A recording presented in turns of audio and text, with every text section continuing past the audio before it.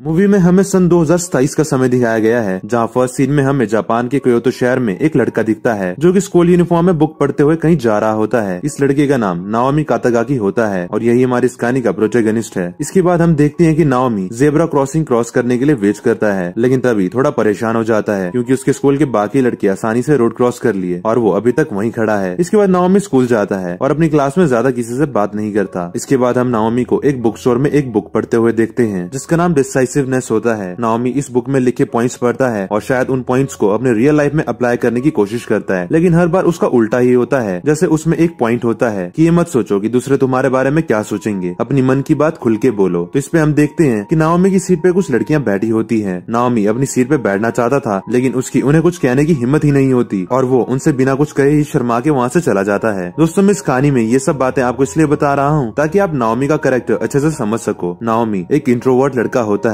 जो हर काम को करने से डरता है और 100 बार पहले सोचता है। सीन शिफ्ट होता है और हम देखते हैं कि क्लास की लाइब्रेरी कमेटी वाले सब कॉन्फ्रेंस रूम में बैठे होते हैं और नाओमी के बगल में दो लड़के एक लड़की को देख के बात कर रहे होते हैं कि ये लड़की कितनी सुंदर है। इस लड़की का नाम मिसुनो कादेनो गोजी होता है। नाओमी मिसुजो को देखता है और नाओमी को भी वो लड़की बड़ी क्यूट लगती है। इसके बाद एक लड़का कहता है कि कमेटी के कम्युनिकेशन के लिए उन्हें व्हाट्सएप पे एक ग्रुप बनाना चाहिए, तो सब उसमें ज्वाइन हो जाएंगे। नाओमी और कई लड़के ज्वाइन हो रहे होते हैं कि तभी एक लड़का मिसुजो के पास जाता है और उससे उसका नंबर मांगता है। ये देख के नाओमी और उसके संग खड़े सभी लड़के हैरान हो जाते हैं, लेकिन फिर उस लड़के को देख के बाकी लड़के भी ग्रुप में ज्वाइन होना छोड़कर सिर्फ मिसुजो का नंबर लेने चले जाते हैं। दोस्तों, मिसुजो बहुत फ्रैंक लड़की होती है, तो इसी वजह से वो सबको अपना नंबर दे देती है और सब में घुल मिल जाती है। नाओमी एक तरफ खड़ा होकर ये सब देख रहा होता है, लेकिन उसकी मिसुजो से नंबर ले पाने की हिम्मत ही नहीं होती। इसके बाद सब जाने लगते हैं क्योंकि नाओमी बस सबको देखता ही रह गया था, तो उसके पास किसी का भी नंबर नहीं होता। फिर वो बहुत हिम्मत जुटा के एक लड़की को रूरी कह के बुलाता है। इस लड़की का पूरा नाम रूरी इचिग्यो होता है। रूरी पीछे मुड़ती है और पूछती है कि क्या हुआ, तो नाओमी कहता है कि क्या वो नंबर एक्सचेंज करना चाहेगी। रूरी का फोन शायद ठीक से चल नहीं रहा होता, तो फिर वो एक पेपर पे पेन से कुछ लिख के नाओमी को देती है और कहती है कि नाओमी को अगर कोई भी काम पड़े तो वो उसे इस पे कांटेक्ट कर सकता है। नाओमी देखता है कि रूरी ने अपना एड्रेस उस पेपर पे लिख के दिया था। मतलब दोस्तों, यहाँ पे भी नाओमी की किस्मत खराब निकली क्योंकि किसी के घर तो वो जाने से रहा। सीन शिफ्ट होता है और हम देखते कि नाओमी लाइब्रेरी से कुछ बुक्स बोरो करके घर जा रहा होता है, तो देखता है कि एक जगह लोग आसमान की फोटो क्लिक कर रहे होते हैं। नाओमी देखता है कि आसमान में कुछ अजीब सी रेड वेव्स नजर आ रही हैं। नाओमी देखता है कि उन रेड वेव्स में से एक क्रो उड़कर नाओमी की तरफ आ रहा होता है। गौर से देखने पर नाओमी को वो क्रो दिखने में थोड़ा अजीब सा लगता है। फिर उस क्रो की आवाज से नाओमी की बुक नीचे गिर जाती है और वो क्रो उस बुक को लेके उड़ जाता है। नाओमी उस क्रो का पीछा करता है और क्रो का पीछा करते करते एक श्राइन में पहुंच जाता है जहाँ पे लाइन से बहुत सारे श्राइन गेट्स बने हुए थे। उसी में से एक गेट पे वो क्रो बैठा होता है और नाओमी को देख के बुक वहीं गिरा देता है। नाओमी बुक उठाता है, लेकिन तभी अचानक नाओमी की आसपास की चीजें एकदम कलरफुल हो जाती है। नाओमी को अजीब सी मेमोरीज आने लगती हैं। इसके बाद हर तरफ से कलरफुल लाइट बीम्स आने लगती हैं और एक जगह इकट्ठा होने लगती हैं। लाइट बीम्स कलेक्ट होकर गायब हो जाती है और उसमें से एक व्हाइट कपड़े पहना आदमी आ जाता है। इसके बाद नाओमी की सराउंडिंग्स भी वापस नॉर्मल हो जाती है। इस आदमी का चेहरा ढका हुआ होता है क्योंकि इसने कैप भी पहना होता है। ये आदमी अपने हाथों और पैरों को देख के खुश होता है और उस क्रो से कहता है कि मैंने कर दिखाया, मैं फाइनली अंदर आ गया। ये आदमी अपने आप से बातें कर रहा होता है कि तभी नाओमी वहाँ से चुपचाप भागने लगता है। दोस्तों, उस अजीब आदमी को नाओमी का नाम भी मालूम था। ये आदमी नाओमी का पूरा नाम लेकर उसे रोकता है और उससे पूछता है कि आज डेट क्या है। अब अपना नाम उस आदमी से सुनकर नाओमी और भी ज्यादा डर जाता है और वहाँ से भागता है और वो आदमी भी उसका पीछा करता है और उसे रुकने के लिए कहता है। नाओमी उसे चकमा दे के मेट्रो में चढ़ जाता है और वो आदमी बाहर ही रह जाता है। सीन शिफ्ट होता है और हम देखते कि नाओमी अपनी डेस्टिनेशन पे पहुँच के स्टेशन से बाहर निकल रहा होता है और उस आदमी के बारे में सोच रहा होता है कि आखिर वो आदमी था क्या। तभी नाओमी देखता है कि वो आदमी पहले से ही वहाँ पे है और वो आदमी अपनी फिंगर से 0 बनाता है और उसे टाइम वगैरह दिखने लगता है। वो आदमी कहता है कि उस समय से 3 महीने पहले ये एकदम परफेक्ट है। दोस्तों, इसका मतलब 3 महीने के बाद कुछ होने वाला है जिसका इस आदमी को पहले से पता है। नाओमी उस आदमी से कहता है कि वो नाओमी को फॉलो ना करे, नहीं तो वो पुलिस में कॉल कर देगा। लेकिन तभी नाओमी देखता है कि एक बच्चा उस आदमी के आर पार होके चला जाता है। वो आदमी बताता है कि सिर्फ नाओमी ही उसे देख सकता है। इस पर नाओमी पूछता है कि आखिर वो है कौन। वो आदमी कहता है कि मैं तुम्हें बताऊंगा कि मैं कौन हूँ, लेकिन फिर तुम कौन हो नाओमी। सीन शिफ्ट होता है और नाओमी अपने घर में होता है और अचानक नींद से उठता है। विंडो के कर्टन हटाने पे नाओमी को वही क्रो दिखता है। इसके बाद नाओमी तैयार होके उस क्रो के पीछे जाता है। क्रो से एक जगह लेके आता है जहाँ वो अजीब सा आदमी नाओमी का वेट कर रहा होता है। आगे हम देखते हैं कि जिस जगह वो थे उसका नाम होता है centre for Kyoto prefecture history records, यानी यहाँ पे क्योतो सिटी के हिस्ट्री रिकॉर्ड स्टोर होते हैं। नाओमी और वो आदमी पूरी बिल्डिंग में हर जगह जाते हैं और बैकग्राउंड में एक लड़की वहाँ पे कुछ स्टूडेंट्स को क्रॉनिकल क्योतो प्रोजेक्ट एक्सप्लेन करती है। दोस्तों, मैं आपको आसान शब्दों में ये प्रोजेक्ट एक्सप्लेन करता हूँ। ये ये प्रोजेक्ट 7 साल पहले प्लूरा नाम के ऑर्गेनाइजेशन ने स्टार्ट किया था। इस प्रोजेक्ट के अकॉर्डिंग सिटी के हर डाटा और इवेंट को ड्रोन से 24/7 रिकॉर्ड किया जा रहा है और अब इस वजह से सिटी के लोग 3D मैप्स का यूज कर सकते हैं और 7 साल पहले के किसी भी इंसिडेंट को अपने सामने होता हुआ देख सकते हैं। ये कितनी ऑसम टेक्नोलॉजी है ना। ये एकदम वैसा ही होगा जैसे हमने पास में टाइम ट्रेवल कर लिया है और हमारी सराउंडिंग की हर चीज पास समय की हिस्ट्री के अकॉर्डिंग हमें विजुअल्स दिखाएगी। होगा तो वो एक रिकॉर्ड, एक तरह का वर्चुअल वर्ल्ड, पर हमें वो एकदम रियल वर्ल्ड जैसा लगेगा। अब क्योंकि सिटी में लगातार टाइम बीत रहा है तो इतनी इन्फॉर्मेशन को स्टोर करने के लिए स्टोरेज भी तो बहुत ज्यादा चाहिए होगी, इसलिए प्लूरा ने क्वांटम स्टोरेज बनाई है जिसकी कैपेसिटी इनफाइनाइट है और इस स्टोरेज का नाम है एल्टेल। नाओमी एल्टेल देख रहा होता है और वो आदमी उसे वहाँ से चलने के लिए कहता है। वो आदमी बताता है कि उन्हें अब दीमाचिया नागी पहुँचना होगा। दोनों बस में जाते हैं, दोनों दीमाचिया नागी पहुँचते हैं और वहाँ एक बड़ी सी लेक होती है। नाओमी कहता है कि यहाँ तो कुछ खास नहीं है, तो वो आदमी कहता है ऐसा नहीं है, यहाँ बहुत कुछ है। तभी एक ड्रोन अचानक से आके नाओमी पे गिरता है और नाओमी की सर से खून निकलने लगता है। अब वो आदमी नाओमी को बताता है कि 2020 में क्रॉनिकल क्योतो का असली मकसद सीक्रेटली स्टार्ट हो गया था, जिसमें पूरे क्योतो को बहुत सारे ड्रोन से कवर कर दिया गया और ये ड्रोन हो रहे इवेंट्स को एल्टेल में स्टोर कर रहे हैं। इसके बाद वो आदमी बताता है कि 17 अप्रैल 2027 को यानी कि आज रिवर के किनारे बैठे नाओमी पे एक ड्रोन गिरा। ये एक रिकॉर्डेड पास्ट है। नाओमी, तुम एल्टेल में रिकॉर्ड किए गए एक पास्ट हो। ये कहते हुए वो आदमी अपनी कैप हटाता है और अपना चेहरा दिखाता है और कहता है कि मैं एल्टेल को रियल वर्ल्ड से एक्सेस कर रहा हूँ और मैं 10 साल फ्यूचर का असली दुनिया का नाओमी हूँ। दोस्तों यहीं पे आता है हमारी कहानी का पहला प्लॉट ट्विस्ट, यानी कि दोस्तों वो आदमी और कोई नहीं बल्कि 10 साल फ्यूचर का नाओमी था, जो कि उसके अकॉर्डिंग असली दुनिया से आया था और वो ये क्लेम कर रहा था कि जिस नाओमी को हम शुरू से अभी तक देखते आ रहे हैं वो बस एल्टेल स्टोरेज की वर्चुअल स्टिमुलेटेड दुनिया में स्टोर हुआ एक रिकॉर्डेड पास्ट है। अब ताकि आप लोगों को कंफ्यूजन ना हो तो मैं फ्यूचर वाले असली नाओमी को रियल नाओमी कह के बुलाऊंगा और रिकॉर्डेड पास्ट वाले नाओमी को वर्चुअल नाओमी। वर्चुअल नाओमी ये सुन के सदमे में होता है कि वो बस एक रिकॉर्ड है और ये तो होना ही था। अब दोस्तों आप खुद ही सोचो, आपको कोई आके ये कह दे कि आप असली नहीं हो बल्कि कंप्यूटर में स्टोर हुआ एक रिकॉर्डेड पास्ट हो, आपको विश्वास ही नहीं होगा। मतलब जिस दुनिया में आप तब से जी रहे थे पूरे के पूरे आप ही फेक हो, आपका अस्तित्व ही क्या रह गया। इसके बाद रियल नाओमी वर्चुअल नाओमी को कहता है कि वो वर्चुअल नाओमी को अच्छे से समझता है क्योंकि वो दोनों सेम है। आखिर वर्चुअल नाओमी रियल नाओमी का ही तो रिकॉर्डेड पास्ट है, इसलिए रियल नाओमी को पता है कि इस समय वर्चुअल नाओमी को एक गर्लफ्रेंड चाहिए। जी हाँ दोस्तों, ये बंदा अपने रिकॉर्डेड पास्ट में आया है ताकि वो अपने पास्ट की गर्लफ्रेंड बनाने में मदद कर सके। सीन शिफ्ट होता है और हम देखते हैं कि वर्चुअल नाओमी और रियल नाओमी दोनों वर्चुअल नाओमी के रूम में होते हैं और वर्चुअल नाओमी रियल नाओमी से पूछता है कि क्या वो सच में फ्यूचर से आया है। तो रियल नाओमी बताता है कि उनकी हाइट में डिफरेंस है, लेकिन वर्चुअल नाओमी की हाइट भी जल्दी बढ़ने लगेगी। आगे रियल नाओमी कहता है कि उसका ये फॉर्म एक अवतार है और वो इसे अपनी मर्जी से चेंज भी कर सकता है। यानी कि दोस्तों असल में रियल नाओमी की बॉडी यहाँ पर नहीं है, वो अपने असली समय की असली दुनिया में ही है। ये जो उसकी बॉडी हमें दिख रही है ये एक तरह का अवतार है जिसे वो एल्टेल के इस रिकॉर्डेड पास्ट वाले वर्ल्ड में इंटरेक्ट कर सकता है। रियल नाओमी अपने हाथ को चेंज करके वर्चुअल नाओमी को दिखाता है। वर्चुअल नाओमी कहता है कि अगर ये रिकॉर्डेड वर्ल्ड है तो रियल क्या है। तो रियल नाओमी बताता है रिकॉर्डेड वर्ल्ड रियल वर्ल्ड की एग्जैक्ट कॉपी है और अगर वर्चुअल नाओमी और रियल नाओमी दोनों अपनी जगह बदल लें तो वर्चुअल नाओमी को पता भी नहीं लगेगा कि वो रियल वर्ल्ड में आ गया है, क्योंकि सब कुछ सेम ही होगा, बस 10 साल का टाइम डिफरेंस होगा। वर्चुअल नाओमी कहता है कि अगर दोनों वर्ल्ड सेम है तो रियल नाओमी यहाँ क्यों आया है। तो इस पर रियल नाओमी चुटकी बजाता है और रियल नाओमी का क्रो ऊपर शेल्फ पे पड़े एक बॉक्स को गिराता है और उसमें वर्चुअल नाओमी की पॉर्न मैगजीन्स होती हैं। वर्चुअल नाओमी शर्म से लाल हो जाता है और रियल नाओमी कहता है कि जैसा उसने पहले ही बताया कि वो यहाँ पे जवान हो रहे वर्चुअल नाओमी की सफरिंग्स को कम करने आया है, मतलब कि उसकी गर्लफ्रेंड बनवाने आया है। सीन शिफ्ट होता है और हम देखते हैं कि वर्चुअल नाओमी अपनी क्लास में होता है और अपना फेस बुक से छिपा के मिजुनो को देख रहा होता है। इसके बाद वर्चुअल नाओमी रूरी को भी नोटिस करता है जो कि बुक पढ़ रही होती है। इसके बाद हमें रूरी के कई एक्शंस देखने को मिलते हैं, जैसे कि उसकी सीट पे कुछ गर्ल्स बैठी होती है तो रूरी बिना किसी झिझक के उन्हें हटा के अपनी सीट वापस ले लेती है। दोस्तों मतलब रूरी वर्चुअल नाओमी से बिल्कुल अपोजिट बहुत ही बोल्ड पर्सनैलिटी की थी। वर्चुअल नाओमी ये सब देख रहा होता है कि तभी उससे रियल नाओमी वॉशरूम में बुलाता है। रियल नाओमी पूछता है कि क्या वर्चुअल नाओमी ने रूरी को देखा। तो वर्चुअल नाओमी कहता है कि उसने रूरी को देख लिया पर उससे रूरी उसके टाइप की नहीं लगती। जिस पर रियल नाओमी कहता है कि आज से ठीक 3 महीने के बाद वर्चुअल नाओमी और रूरी एक दूसरे को डेट करने लगेंगे। लेकिन वर्चुअल नाओमी कहता है कि भला ऐसा कैसे हो सकता है, क्योंकि वर्चुअल नाओमी को तो क्यूट गर्ल्स पसंद है। ये कहते हुए वर्चुअल नाओमी मिजुनो के बारे में सोच रहा होता है।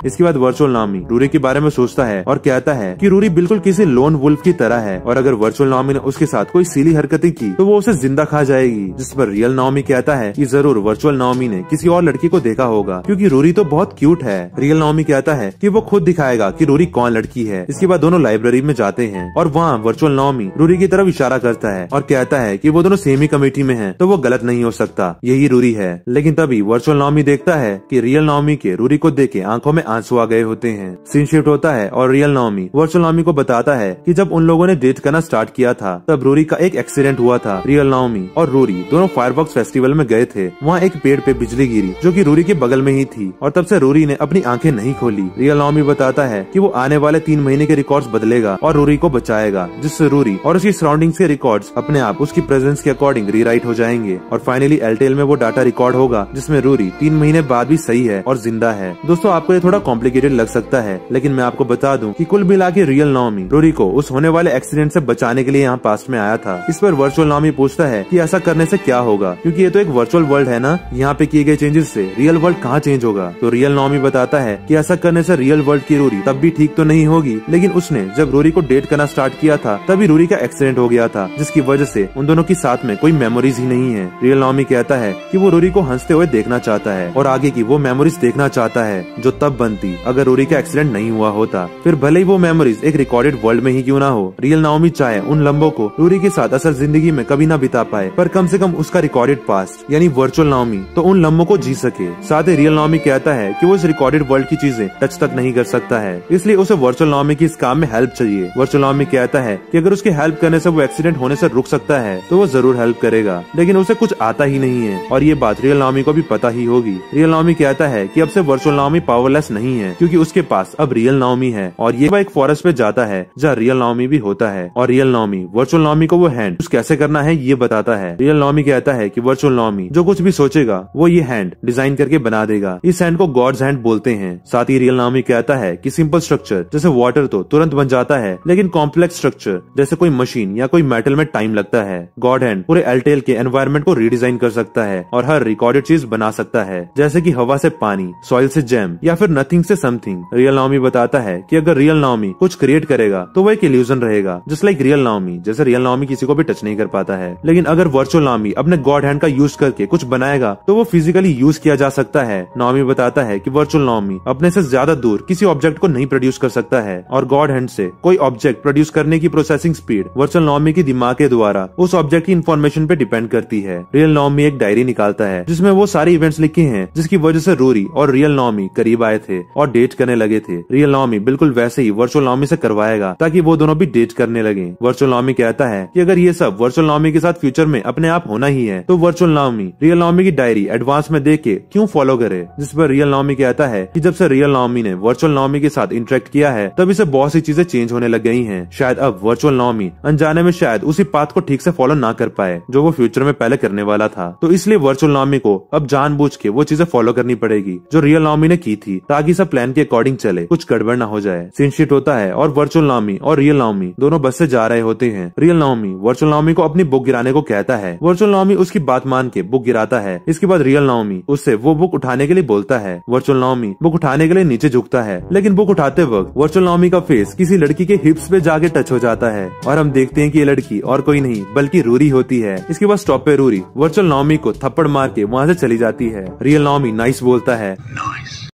तो वर्चुअल नाओमी कहता है कि इसमें क्या नाइस है, अब तो रूरी उसे और नफरत करने लग गई होगी। इस पर रियल नाओमी कहता है कि एक नेसेसरी स्टेप था, यानी कि दोस्तों रियल नाओमी को तो पहले से ही पता था कि हाँ ऐसा कुछ होने वाला है, इसलिए उसने जानबूझ के वर्चुअल नाओमी से बुक उठाने को कहा था। वर्चुअल नाओमी अगले दिन रूरी से लाइब्रेरी में मिलता है और रूरी को सॉरी बोलकर उसका बुक मार्क वापस करता है जो रूरी ने गलती से बस स्टॉप पे गिरा दिया था। रूरी नाओमी को कहती है कि वो ये बुक मार्क कब से ढूंढ रही थी। इसके बाद रूरी वर्चुअल नाओमी से माफी मांगती है कि उसने वर्चुअल नाओमी की बात सुने बिना ही उसे थप्पड़ मार दिया था। इसके बाद सीन शिफ्ट होता है और मूवी में सॉन्ग स्टार्ट हो जाता है और उस सॉन्ग के साथ साथ रूरी और वर्चुअल नाओमी की इंटरेक्शंस भी बढ़ने लगती है। उन दोनों की ड्यूटी वैसे भी लाइब्रेरी में साथ में ही लगी हुई थी। इसके बाद एक दिन वर्चुअल नाओमी और रूरी दोनों लाइब्रेरी में बैठे होते हैं और वर्चुअल नाओमी कहता है कि अब हमें घर चलना चाहिए, तो दोनों बाहर निकलते हैं और बस स्टॉप पे आके वर्चुअल नाओमी बाय कहता है तो रूरी कहती है कि वर्चुअल नाओमी तो सेम बस में जाता है ना। जिस पर वर्चुअल नाओमी कहता है कि उस दिन वो काइता लाइब्रेरी जा रहा था तभी रूरी से मिला था। रूरी ठीक है बोल के बस में चली जाती है और जाते जाते कहती है कि वो भी हर महीने वहाँ जाती है। दोस्तों इसका मतलब था कि रूरी चाहती थी कि वो दोनों साथ में उस लाइब्रेरी में जाएं। वर्चुअल नाओमी खुश होता है और अपनी जेब से एक कार्ड निकालता है और उस कार्ड पे वही सब लिखा होता है जो अभी अभी हुआ, यानी कि दोस्तों वर्चुअल नाओमी रियल नाओमी के कहने पर बस वही चीजें फॉलो कर रहा था जो कि रियल नाओमी और रियल रूरी के बीच ऑलरेडी हुई थी। आगे हम देखते हैं कि रियल नाओमी एक बिल्डिंग के ऊपर खड़ा होता है और वो अचानक रोड पे कुछ देखता है और उसे एक वुल्फ मास्क पहने कोई अजीब सा आदमी दिखाई देता है और उसने पूरे ब्लू कपड़े पहने होते हैं। अगले दिन सुबह वर्चुअल नाओमी अपने गॉड हैंड से आयरन बना के दिखाता है, तब भी रियल नाओमी बहुत सारी बड़ी बड़ी आयरन बॉल्स नाओमी पे गिरा देता है। वो सब इल्यूजन्स होती है, इसलिए नाओमी को चोट नहीं लगती। रियल नाओमी वर्चुअल नाओमी को डांटता है कि उससे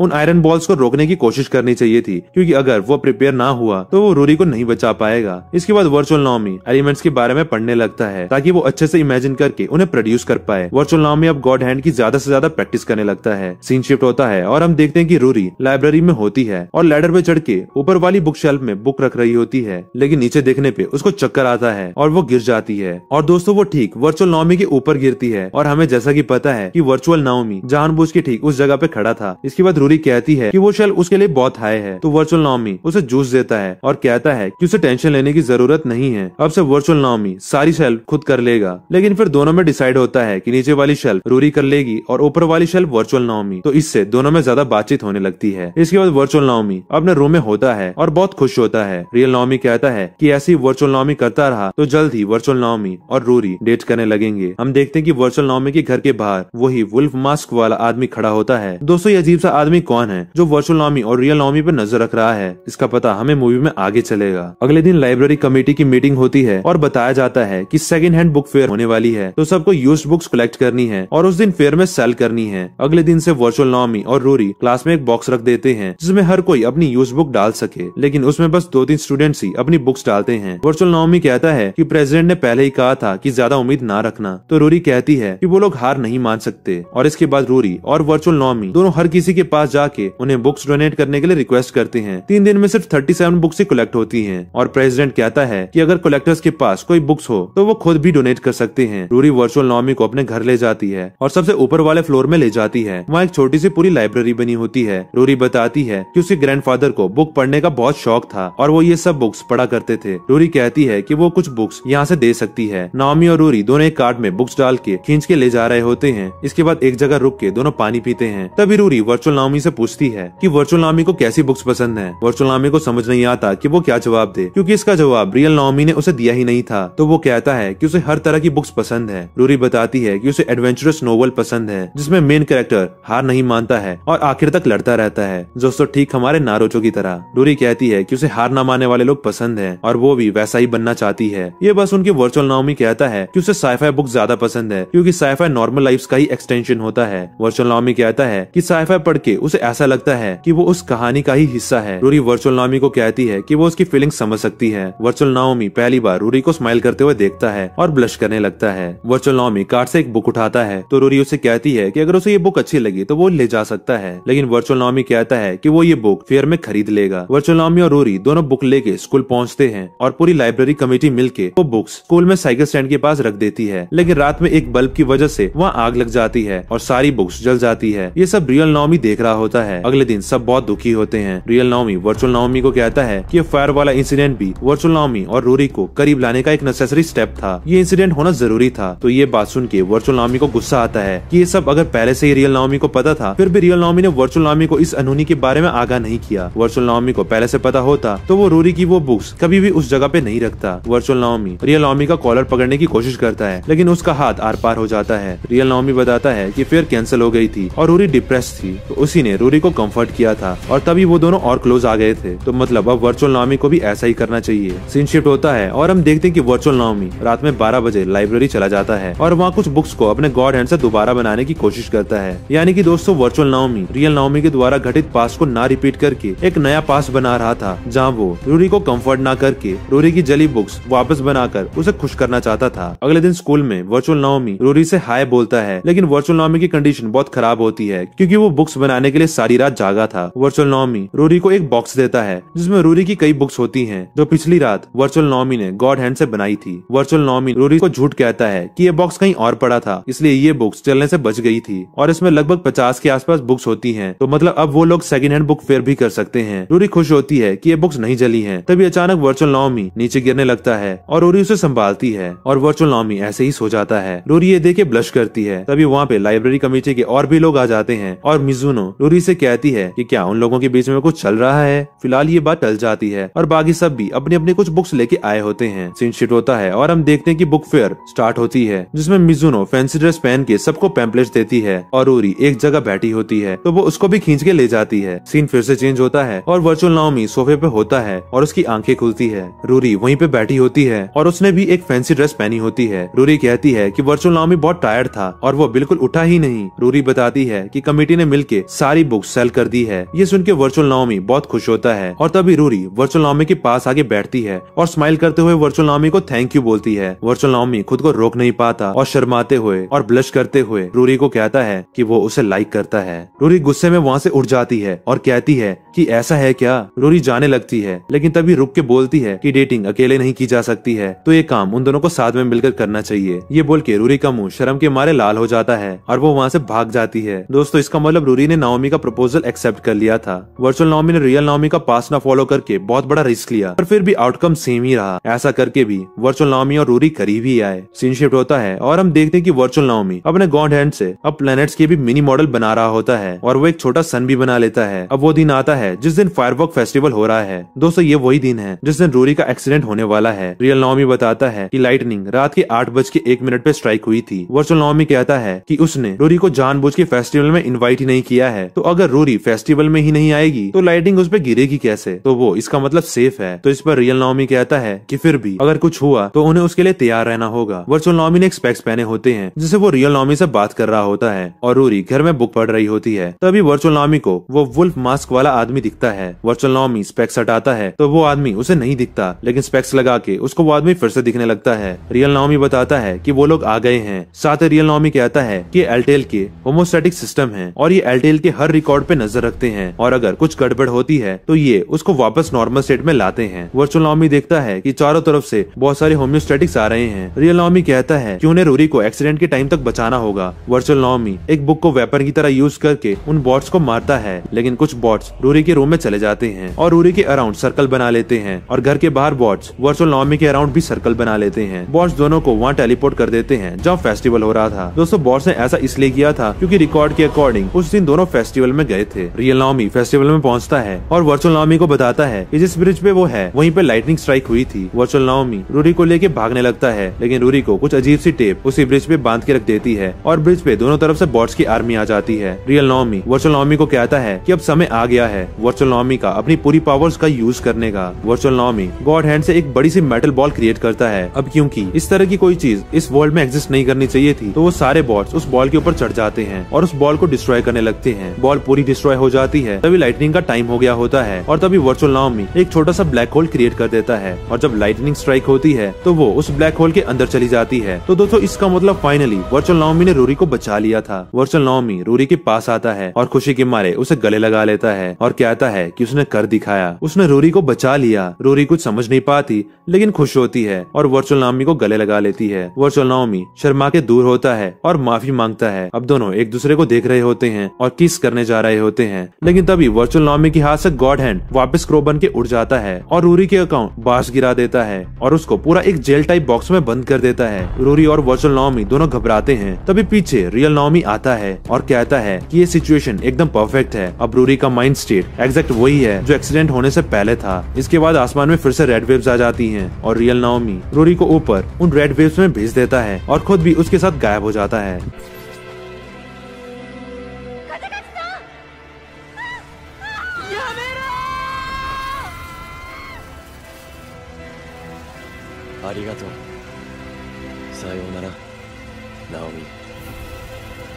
दोस्तों, यही था कहानी का सबसे बड़ा ट्विस्ट, जो कि हमारा सेकंड प्लॉट ट्विस्ट है। रियल नाओमी का असली प्लान यानी कि कुछ और ही था और वो शायद वर्चुअल नाओमी का यूज करके वर्चुअल दुनिया की रूरी को अपने साथ यहाँ गले लग जाता है और कहता है कि उसने रूरी का बहुत वेट किया। रियल नाओमी रियल वर्ल्ड में थोड़ा लंगड़ा के चल रहा होता है क्योंकि उसकी एक टांग सही नहीं होती और उसने हाथ में सपोर्ट स्टिक ली होती है। नाओमी अपने आप से बात करता है कि एयरटेल का क्वांटम डाटा यूज करके डैमेज ब्रेन को रिकवर किया जा सकता है, लेकिन क्वांटम वर्ल्ड की रूरी अब उस वर्ल्ड में नहीं है क्योंकि वो डाटा अब यहाँ रियल वर्ल्ड में आ गया है। दोस्तों मैं इस इवेंट को आपको अलग से एक्सप्लेन कर देता हूँ क्योंकि मूवी में थोड़ा कॉम्प्लिकेटेड है। दोस्तों जब रियल वर्ल्ड में रियल रूरी का लाइटनिंग वाला इंसिडेंट हुआ था, उसी के बाद से रूरी ब्रेन डेड हो गई थी और 10 साल से कोमा में चली गई थी। रियल रूरी के ब्रेन को ठीक करने का एक ये सॉल्यूशन था कि अगर किसी तरह रियल नाओमी एल्टेल में स्टोर्ड रिकॉर्डेड वर्चुअल रूरी की डाटा रियल रूरी के माइंड में ट्रांसफर कर दे तो रियल रूरी के माइंड में फिर से सारी मेमोरीज आ जाएंगी और वो कोमा स्टेट से उठ जाएगी। पर इसमें एक छोटा सा कैच था, एल्टेल की रिकॉर्डेड डाटा रियल रूरी के माइंड में ट्रांसफर करने के लिए वर्चुअल रूरी के पास भी एग्जैक्ट वहीं तक की मेमोरीज होनी चाहिए जितनी रियल रूरी की एक्सीडेंट से पहले थी। तो फिर इसलिए रियल नाओमी एल्टेल में स्टोर्ड पास में आ गया और उसने वर्चुअल रूरी और वर्चुअल नाओमी को आपस में डेट करवाया, ठीक वैसे ही जिसे रियल वर्ल्ड में हुआ था। और वो वर्चुअल रूरी के रिकॉर्ड को ठीक एक्सीडेंट के पॉइंट तक लेके आया और एक्सीडेंट से वर्चुअल रूरी को बचाया भी। अब वर्चुअल रूरी एल्टेल में जिंदा थी और उसके पास एक्सीडेंट वाले इंसिडेंट तक की सारी मेमोरीज भी थी। दोस्तों आप लोगों को हो सकता है ये सब थोड़ा कंफ्यूजिंग लग रहा हो। एक लाइन में बोलूं तो रियल नाओमी का असली प्लान रूरी की पास की डाटा को यानी वर्चुअल रूरी को वर्चुअल नाओमी से चुरा के अपनी असली रियल वर्ल्ड की रूरी के माइंड में डालना था ताकि उसे कोमा से होश आ जाए। इधर एल्टेल में वर्चुअल नाओमी बहुत परेशान हो जाता है और उसे कुछ समझ नहीं आ रहा होता कि वो क्या करे। तभी वर्चुअल नाओमी रूरी के घर जाता है कि शायद उसे वो वहाँ मिल जाए, लेकिन उसका घर कुछ रेड वॉल से ढका हुआ होता है और उस पर लिखा होता है कि ये एरिया करप्टेड है और इससे कोई यूज ना करे। वर्चुअल नाओमी चिल्लाता है कि रूरी को बाहर निकालो, तो तभी वहाँ पे होम्योस्टैटिक्स बोट्स आ जाते हैं और वर्चुअल नाओमी वहाँ से भागता है। अगले सीन में हम रियल नाओमी को देखते हैं जो कि एक रूम में घुसता है और वहाँ कुछ लोग व्हाइट कोट पहने बैठे होते हैं। रियल नाओमी एक थोड़े ओल्ड मैन को सेंकू और एक लड़की को शू कह के बुलाता है और हेलो बोलता है। सेंको रियल नाओमी को कहता है कि यहाँ रिकॉर्ड का एक हिस्सा करप्ट हो गया है, लेकिन उन्हें वजह नहीं मालूम है। दोस्तों हमें तो पता ही था कि रिकॉर्ड का हिस्सा करप्ट रियल नाओमी की वजह से ही हुआ था। रियल नाओमी बताता है कि ये करप्टेड डाटा अपने आसपास के डाटा को भी अल्टर कर रहा है जिससे और भी डाटा करप्ट हो जाएगा। सेंको कहता है कि डैमेज डाटा को ऑफ करके बाहर निकालना होगा और उसको रिपेयर करना होगा। इसके बाद हमें रियल नाओमी का आईडी कार्ड देखने को मिलता है और दोस्तों इस कार्ड के अकॉर्डिंग रियल नाओमी एल्टेल सिस्टम मैनेजमेंट का मेन डायरेक्टर है। तो दोस्तों तभी रियल नाओमी एल्टेल को एक्सेस कर पाया था। उधर वर्चुअल नाओमी बोट से बच के भाग रहा होता है और एक ट्रक के नीचे छिप जाता है। रियल नाओमी कपड़े चेंज करने जाता है और शर्ट उतारता है तो उसकी पीठ पर जलने का निशान होता है। रियल नाओमी याद करता है कि उसने ये सब शुरू कैसे किया था। जब रूरी का एक्सीडेंट होता है उसके बाद मिजुनो और लाइब्रेरी कमेटी के बाकी लोग रियल नाओमी को कोयोतो हिस्ट्री रिकॉर्ड सेंटर ले जाते हैं, जहाँ पे सेंकू एक प्रेजेंटेशन देता है जिसमें वो एक लगभग मर चुके चूहे को एल्टेल का डाटा यूज करके वापस से ठीक कर देता है। तभी नाओमी के दिमाग में एक आइडिया आता है। नाओमी तब से बहुत मेहनत करके रिसर्च करता है जिसकी वजह से एक दिन एल्टेल की लाइब्रेरी में ज्वाइन हो जाता है। वहाँ पे वो सेंकू से अच्छे रिलेशन बना लेता है और बाद में उसे मेन डायरेक्टर की पोस्ट मिल जाती है। इसके बाद नाओमी बहुत बार रिकॉर्डेड वर्ल्ड में जाने की कोशिश करता है लेकिन हर बार फेल हो जाता है और उन फेलियर्स में ही नाओमी की पीठ पे वो चोट आ गई थी और नाओमी की एक टांग भी खराब हो गई थी। दोस्तों रियल नाओमी ने एल्टेल में घुसने के 9 से ज्यादा ट्राई किए थे, उसके बाद वो फाइनली जाके एल्टेल के अंदर जा पाया था। सीन शिफ्ट होता है और रियल नाओमी रिकवरी स्टार्ट करता है। अब रिकॉर्डेड वर्ल्ड में बोट्स रूरी के घर के आसपास के एरिया की हर चीज डिस्ट्रॉय करने लग जाते हैं। रियल नाओमी सोचता है कि रिकवरी से मतलब है कि बॉट्स एल्टेल के करप्टेड डाटा इरेज कर देंगे और बाद में उसे दोबारा से स्टार्ट करेंगे। वर्चुअल नाओमी बॉट से भागता हुआ एक रोड पे जा रहा होता है, तभी उस रोड की ओरिएंटेशन चेंज होने लगती है और वर्चुअल नाओमी एक पोल को पकड़ के उस पे चढ़ जाता है। वर्चुअल नाओमी देखता है कि स्काई में फिर से रेड वेव्स आ गए हैं जो हर चीज को अपनी तरफ खींच रहे हैं। वर्चुअल नाओमी सोचता है कि अब वो मरने वाला है क्योंकि वो खुद भी एक रिकॉर्ड है। तभी वर्चुअल नाओमी रूरी के बारे में सोचता है और याद करता है कि जब रियल नाओमी रूरी को लेके गया था तो वो लोग भी इन्हीं रेड वेव्स से गए थे। इसके बाद वर्चुअल नाओमी जोश से भर जाता है और रेड वेव्स पे जंप कर देता है और रेड वेव्स में घुसते ही वर्चुअल नाओमी की सराउंडिंग बहुत ही अजीब सी हो जाती है और बार बार चेंज हो रही होती है। ऐसा लग रहा था जैसे वर्चुअल नाओमी टाइम ट्रेवल कर रहा हो। अब दोस्तों आप लोग कहेंगे ये टाइम ट्रेवल ही तो नहीं है, तो मैं आपको बता दूं कि कुछ हद तक इसे टाइम ट्रेवल कह सकते हैं, बट मेनली इसमें डाटा रियल वर्ल्ड से वर्चुअल वर्ल्ड और वर्चुअल वर्ल्ड से रियल वर्ल्ड में ट्रेवल हो रहा है। वर्चुअल नाओमी वेव्स के अंदर एक जगह आगे रुकता है और वहाँ उसको एक वैसा ही क्रो मिलता है जैसे रियल नाओमी के पास था, पर ये वाला क्रो बोल भी सकता है और ये वर्चुअल नाओमी को कहता है कि वर्चुअल नाओमी मरा नहीं है, उसकी दुनिया इरेज होके फिर से रीसेट होगी। आगे वो क्रो कहता है कि वो वर्चुअल नाओमी का एलाय है यानी कि साथी है और वर्चुअल नाओमी रूरी को वापस जरूर से ले जा पाएगा। क्रो बताता है कि वर्चुअल नाओमी पावरलेस नहीं है और उसने बीते 3 महीने में वर्चुअल नाओमी को मेहनत करते हुए देखा है। और इसके बाद वो क्रो वर्चुअल नाओमी के हाथ से जुड़ जाता है जिससे वर्चुअल नाओमी को वापस गॉड हैंड मिल जाता है। इसके बाद क्रो पूछता है कि क्या वर्चुअल नाओमी एक गर्लफ्रेंड चाहेगा, तो इस बार वर्चुअल नाओमी पूरे कॉन्फिडेंस के साथ हाँ बोलता है। सीन शिफ्ट होता है और हम देखते हैं कि रियल नाओमी रूरी से हॉस्पिटल में मिलता है और बताता है कि वो 10 साल से कोमा में थी। इसके बाद रियल नाओमी रूरी को किस करने जा ही रहा होता है, लेकिन रूरी रियल नाओमी को पीछे कर देती है और कहती है कि वो नाओमी नहीं है। और दोस्तों ऐसा तो होना ही था क्योंकि इस असली रूरी के अंदर एल्टेल की वर्चुअल रूरी की कॉन्शियसनेस है और प्यार में इतनी ताकत तो होती ही है कि वो अपने प्यार को पहचान ही जाता है। इसके बाद अचानक वहाँ पे बॉट्स आ जाते हैं और रियल नाओमी बॉट्स देख के हैरान हो जाता है कि बॉट्स रियल वर्ल्ड में कैसे आ गए हैं। बॉट्स एयरटेल से निकल के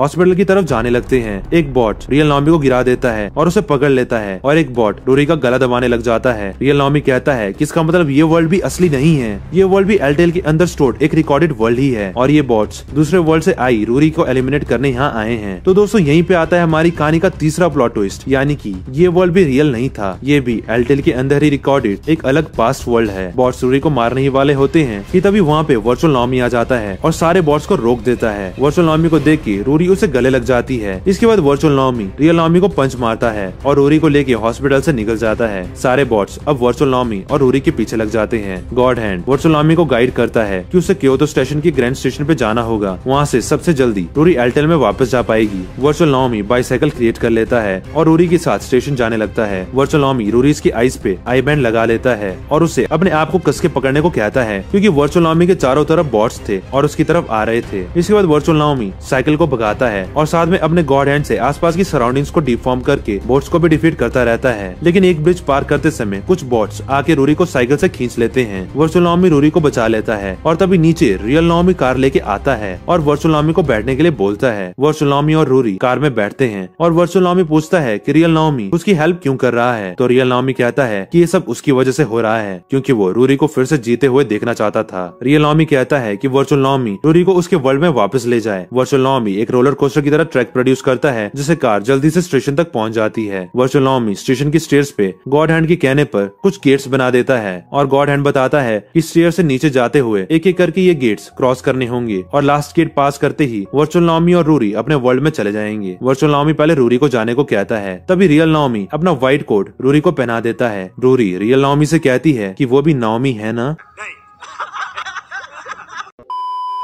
इसके बाद रूरी रियल नाओमी को गले लगा लेती है और पूछती है कि वो भी रूरी को लव करता है ना। रूरी रियल नाओमी को थैंक यू बोलती है और इसके बाद स्टेयर से नीचे उतरने लगती है। रियल नाओमी रोते हुए कहता है कि रूरी आई लाइक्ड यू और रूरी अपने वर्ल्ड में चली जाती है। अब वर्चुअल नाओमी भी जाने लगता है, लेकिन तभी बहुत सारे बॉट्स मिलके आपस में फ्यूजन कर लेते हैं एक चिट्टी की तरह और एक बड़ा सा हैंड बन जाता है। रियल नाओमी और वर्चुअल नाओमी फिर से साथ में काम करते हैं जैसे पहले किया करते थे। रियल नाओमी वर्चुअल नाओमी को हर स्टेप गाइड करता है और वर्चुअल नाओमी वो चीजें एग्जीक्यूट करता है। वर्चुअल नाओमी रियल नाओमी के कहने पर एक वेपन क्रिएट करता है और हर बार की तरह उसका वेपन बड़ी सी बुक होती है और फिर वो बुक को हैंड की तरफ फेंकता है जिससे हैंड दूर जाके गिर जाता है। लेकिन उसमें और बॉट्स भी ऐड हो जाते हैं और वो एक बहुत बड़ा मॉन्स्टर बन जाता है। मॉन्स्टर एक टावर को तोड़ देता है जो कि रियल नाओमी और वर्चुअल नाओमी पे गिरने लगता है, लेकिन वर्चुअल नाओमी मेटल्स के पोल्स क्रिएट करके उस टावर को रोकता है, लेकिन बार बार उसके पोल्स टूटने लगते हैं। तब रियल नाओमी वर्चुअल नाओमी को कहता है कि इस मॉन्स्टर को रोकने का सिर्फ एक ही तरीका है। दोस्तों उस तरीके पे वापस आएंगे, लेकिन उससे पहले मैं आपको बता दूं कि जहाँ रियल नाओमी काम करता था यानी एयरटेल के लैब में, वहाँ सैंको और शू ये सिचुएशन देख रहे होते हैं और सैंको कहता है कि उन्हें एयरटेल का स्विच बंद करना होगा। शू के पूछने पे शैंको बताता है कि शैंको जब स्विच बंद कर देगा तो बिग बैंग जैसी चीज होगी और सारे बॉट्स रुक जाएंगे। तो फिर सैंको और शू दोनों मेन स्विच बंद करने के लिए जाते हैं। अब उस सीन पे वापस जाते हैं। रियल नाओमी वर्चुअल नाओमी को कहता है कि अगर वर्चुअल नाओमी गॉड हैंड से रियल नाओमी को गायब कर दे तो इन बॉट्स को रोका जा सकता है, क्योंकि ये बॉट्स एक वर्ल्ड में दो सेम आइडेंटिकल चीजें नहीं रहने देगी। इसलिए रियल नाओमी या वर्चुअल नाओमी में से किसी एक का गायब होना जरूरी है। लेकिन क्योंकि वर्चुअल नाओमी इस समय इम्पोर्टेंट है, इसलिए रियल नाओमी खुद को डिसअपियर करवाने का फैसला करता है। वर्चुअल नाओमी रियल नाओमी को मना करता है और अपनी पूरी पावर से टावर को गिरने से रोकता है, लेकिन तभी मॉन्स्टर अपने स्वॉर्ड जैसे टेंटेकल से वर्चुअल नाओमी पे अटैक कर देता है और वहाँ पे धुआं धुआं हो जाता है। धुआं हटता है और हम देखते हैं कि रियल नाओमी ने वर्चुअल नाओमी को बचा लिया है और सारे टेंटेकल्स रियल नाओमी को लग गए हैं और उनसे खून आने लगता है। वर्चुअल नाओमी रियल नाओमी के संग बिताई हर मेमोरी को याद करता है और रोते हुए उसे अपनी दर्द से छुटकारा देने के लिए अपने गॉड हैंड से हैंडशेक करता है। उधर सैंको भी बटन ऑफ कर देता है और एयरटेल से बहुत सारी रोशनी निकलती है और हम देखते हैं कि वर्चुअल नाओमी भी वापस अपने वर्ल्ड में चला जाता है। रूरी रोते हुए वर्चुअल नाओमी के गले लग जाती है। रूरी वर्चुअल नाओमी से पूछती है कि क्या वो लोग अपने वर्ल्ड में वापस आ गए हैं, तो वर्चुअल नाओमी कहता है कि हाँ, ये उन लोगों की नई दुनिया है और मूवी यहीं पे एंड हो जाती है। लेकिन दोस्तों जरा रुको, एंडिंग के बाद एक और सीन आता है। इस सीन में कोई बेहोश होता है और धीरे धीरे अपनी आंखें खोलता है पास में एक लड़की खड़ी होती है कि फाइनली इसे होश आ गया। हम देखते हैं कि जो आंखें खोल रहा होता है वो और कोई नहीं बल्कि नाओमी होता है। नाओमी आंखें खोलते ही रूरी को देखता है जो कि नाओमी के आगे ही होती है और उसने लैब कोट पहन रखा होता है। रूरी नाओमी को होश में आता देख रोने लगती है और उसके गले लग जाती है और कहती है कि उसने कर दिखाया।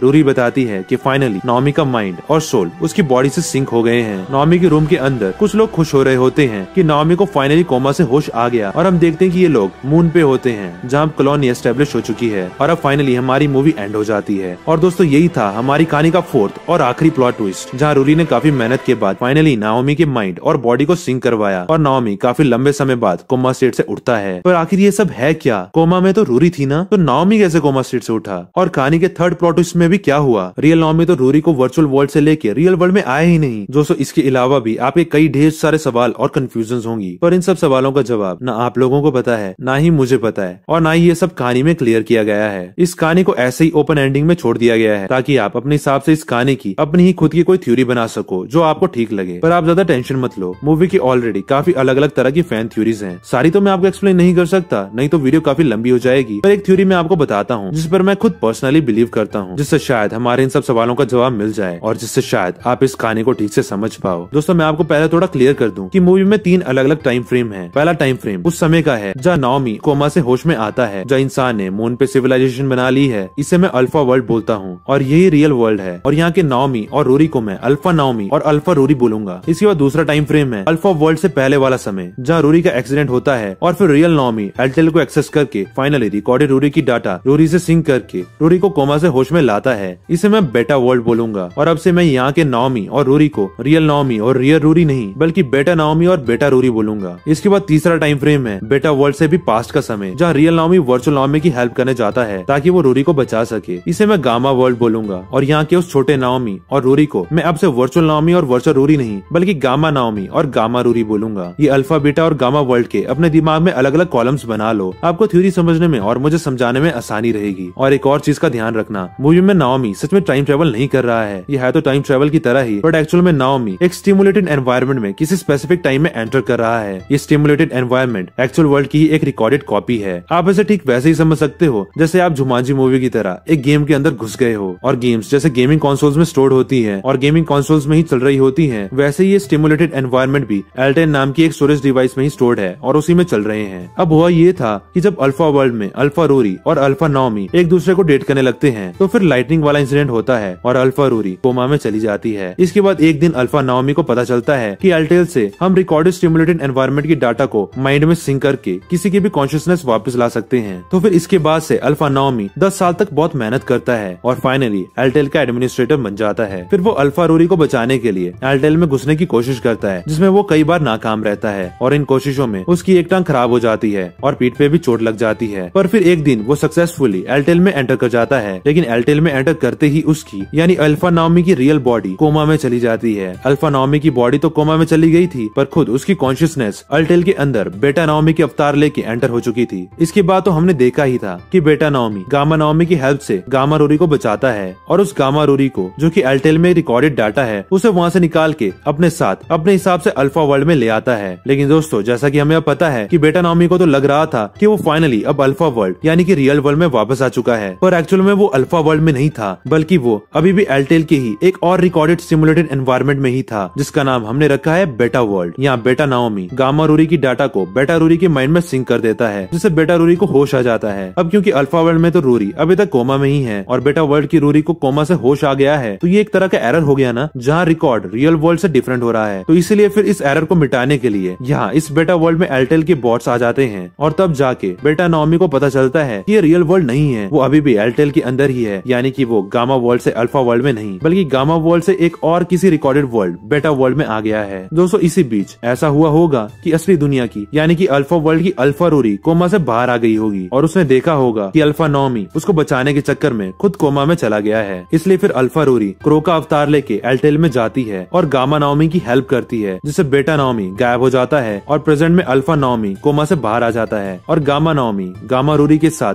अपने वर्ल्ड में वापस चला जाता है। दोस्तों इन शॉर्ट बोले तो रूरी को कोमा से बाहर लाने के चक्कर में नाओमी खुद ही एल्टेल में ट्रैप हो गया था और फिर वो ये भी रियलाइज नहीं कर पाया कि कौन सा वर्ल्ड स्टिमुलेटेड है और कौन सा रियल। दोस्तों ये बिल्कुल इंसेप्शन मूवी के कॉन्सेप्ट से मिलता जुलता ही है। इंसेप्शन में भी तो सपने के अंदर एक और सपने में कैरेक्टर्स घुस जाते हैं और बाद में यही रियलाइज नहीं कर पाते कि कौन सी दुनिया सपना है और कौन सी हकीकत। दोस्तों इस मूवी की कोई ऑफिशियल एक्सप्लेनेशन नहीं है, इसलिए हर जगह आपको थ्योरीज ही देखने को मिलेगी, पर जो सबसे बेस्ट थ्योरी थी वो मैंने आपको यहाँ बता दी। इस थ्योरी में भी कुछ लूप होल्स थे, पर अब क्या कर सकते हैं। अगर आपको इस थ्योरी से सेटिस्फेक्शन मिलती है तो आप इसी से खुश हो सकते हो, नहीं तो और फैंस की थ्योरीज को इंटरनेट पे जाके पढ़ो या अपनी खुद की थ्योरीज बनाओ और नीचे हमें कमेंट सेक्शन में भी बताओ। और हाँ दोस्तों, एक और बात, हेलो वर्ल्ड एनिमे की 3 एपिसोड की स्पिन ऑफ एनिमे सीरीज भी बनी है जिसका नाम है अनदर वर्ल्ड। दोस्तों अगर आपको नहीं पता है कि स्पिन ऑफ एनिमे क्या होती है तो मैं आपको बता दूं कि जब एनिमे के किसी साइड कैरेक्टर के ऊपर उसकी खुद की एक अलग से सीरीज बना दी जाए तो उसे स्पिन ऑफ एनिमे कहते हैं। अनदर वर्ल्ड सीरीज में अडल्ट नाओमी के कॉलेज के दिनों की स्टोरी बताई गई है। ये वही समय है जब वो किसी तरह एयरटेल में घुसने की कोशिश में लगा हुआ था। आई होप आप